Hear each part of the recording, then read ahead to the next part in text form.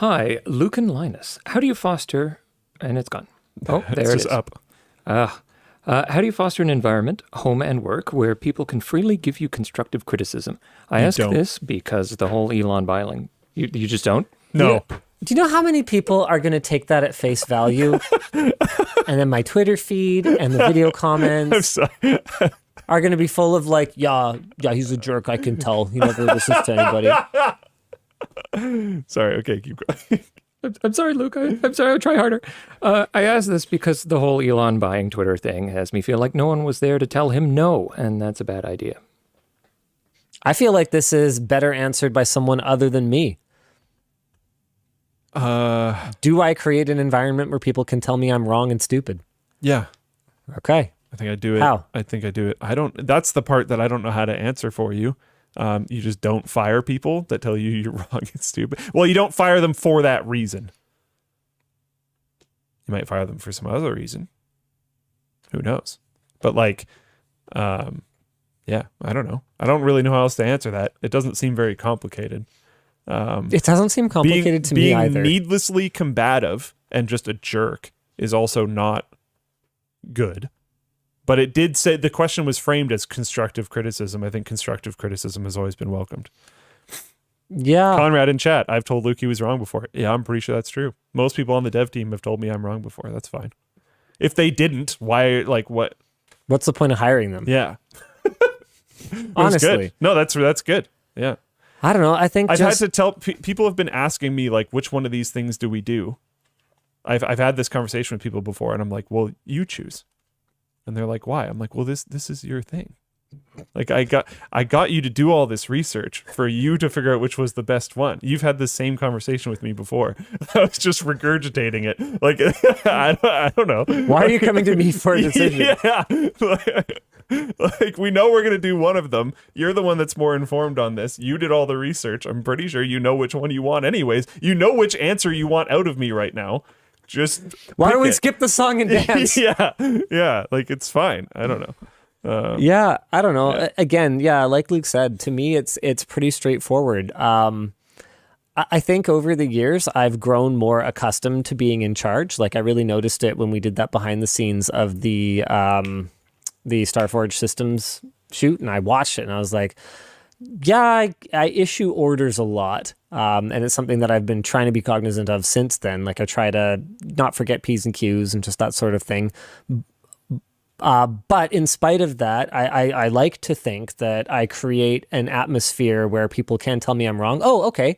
One of the things that I do a lot is if I'm explaining something, I'll say, does that make sense to you? Because that leaves, like, that's something that I think I've coached you on before too. Yeah. Whenever you're trying to win someone over or sell your ideas, you have to do a comprehension check. Yeah. Because there's two possibilities. Well, there's three possibilities. Either you are right and they've understood and you've got a direction to go in, or you are right and they don't understand, in which case you don't have a direction to go in, or you're wrong and they understand just fine and it's you who needs an adjustment, in which case you've still got more work to do. So if you don't do comprehension checks, then you don't have a path forward. So by doing frequent comprehension checks, or how's it that I phrase it? Does that make sense to you? I think is what I usually ask. You saying that rings a bell. I know that the meaning of that question is said a lot. I don't know if you always say it the same way, though. Okay, yeah, I'm not sure if I always say it the same way, but that's really important because asking questions invites feedback. And then if they ask you a question and you don't get angry or don't punish them, then it's all about behavioral conditioning, right? It conditions people. Like, if you praise them for reward them for giving you feedback that is constructive, well, then they'll do it more. Yeah. You want people on your team that will step up when something like that's going on, because there's pretty much no way that you are omnipotent. So even if you're super good, you might not have optics on everything all the time. And someone else on your team might see a reason why something isn't working or whatever else, and you want them to, not fearing repercussions for it, be willing to step up and show that there's a problem so you can fix it. Because even if you're like, well, I wouldn't have gotten mad at them about this one time, they don't know that. Does that make sense to you? Isn't a good question to ask, because people often don't want to come off appearing stupid, so they just say yes. Sure, if you create that environment, but I like to think we don't have that environment. And you can also do comprehension checks in other ways. So you can ask them to demonstrate or explain back to you, or ask them if you think there's anything that we could do to make it better. Yeah. And that's where you'll root out those problems. This is where I was going. I think you sometimes phrase it in other ways, but the general meaning, I think, yeah. Well, I'll especially phrase it in other ways if I think you actually don't understand.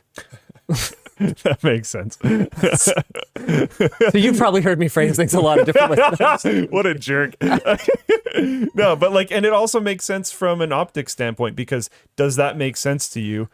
Might in some contexts come across as aggressive or whatever else. So you rephrase it. Sure. You make it make more sense for the conversation. But I'll also ask, or am I just an idiot? I ask that a lot, actually. And obviously, no, I don't think I'm an idiot. I think I've been very lucky, but my success also isn't accidental. I'm not stupid. But you're giving them the opportunity to, even when they say no, to give an explanation as to why, or be like, but there's this context that I think you're missing, or whatever else. So it makes it really easy to transition into them expanding on potential problems. Yeah, self-deprecation is such a powerful tool to get people to open up to you. It's like, am I crazy here, or is this the obvious approach? Well, no, you're not crazy. It invites people to, it makes them open their mouth, right? Yeah. It makes them start talking. And when people start talking, they start to share ideas. And when people share ideas, well, then you get lots of ideas. And when you have lots of ideas, it makes it easier to pick the best ones. Yeah. I don't know. This is something I just kind of do without thinking too much. But yeah, this is a really good one. Midden Forge. Maybe I misunderstood is a really, really good phrase. That's on Floatplane. That's what we've talked about that on WAN Show a little while ago. That's one of the easiest ways, particularly by email, to defuse a situation. I must have misunderstood, or this might be a misunderstanding. Framing things as a misunderstanding is such a good way of inviting a dialogue, or giving someone who was wrong an opportunity to back down without losing face. So that's another really big one, is giving people who didn't understand something or who were wrong about something an opportunity to shift their position without feeling humiliated.